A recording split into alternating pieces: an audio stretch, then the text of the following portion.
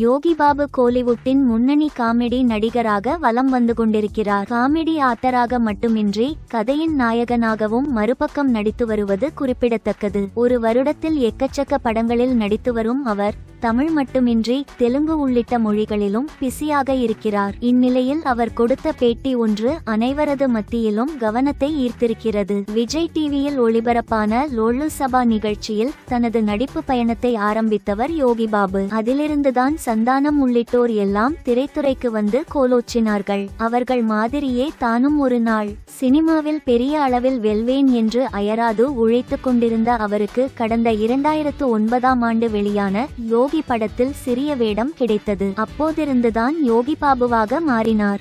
யோகி படத்துக்கு பிறகு பட்டத்து யானை, சூதுகவும், வீரம், மான் கராத்தே என்று பல படங்களில் நடித்தார். தனது வித்தியாசமான ஹேர் ஸ்டைல், திறமையான நடிப்பு காரணமாக ரசிகர்களை உடனே கவரவும் செய்துவிட்டார்.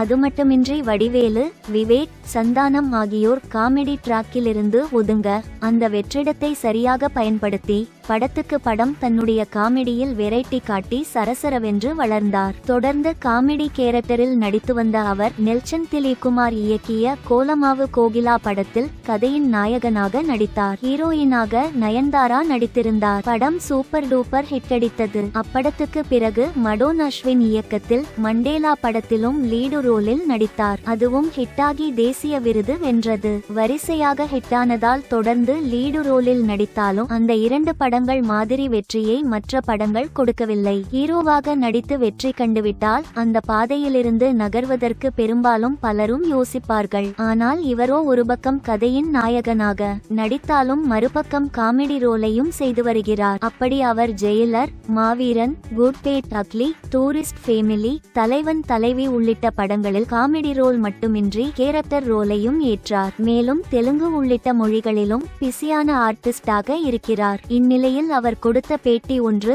சோஷியல் மீடியாவில் ட்ரெண்டாகியிருக்கிறது. அந்த பேட்டியில் அவர், நான் வேலை இல்லாமல் நிறைய நாட்கள் இருந்திருக்கிறேன். லொல்லு சபாவும் சரியாக போகவில்லை. வீட்டிலும் மரியாதை இல்லை. நண்பர்கள் என்னிடம் பேசுவதற்கு கூட யோசிப்பார்கள். ஏன் என்றால் அவர்கள் எல்லாம் வேலைக்கு சென்று கொண்டிருந்தார்கள். நான் போய் நின்றால் கூட திரும்பிக் கொள்வார்கள். வீட்டில் சண்டையும் அதிகமாகிவிட்டது. மனவருத்தம் ஓவர் ஆகி பூவிருந்தவல்லி பேருந்து நிலையத்தில் அமர்ந்து என்ன செய்யலாம் என யோசித்தபோது எனது கையில் 200 ரூபாய் இருந்தது. நேராக திருத்தணிக்கு பஸ் ஏறிவிட்டேன். அங்கு மலை மேல் தனியாக படுத்து வேண்டிக் கொண்டு வந்தேன். மாற்றம் நடந்தது. முருகன் கொஞ்சம் கொஞ்சமாக தூக்கிவிட்டார் என்றார்.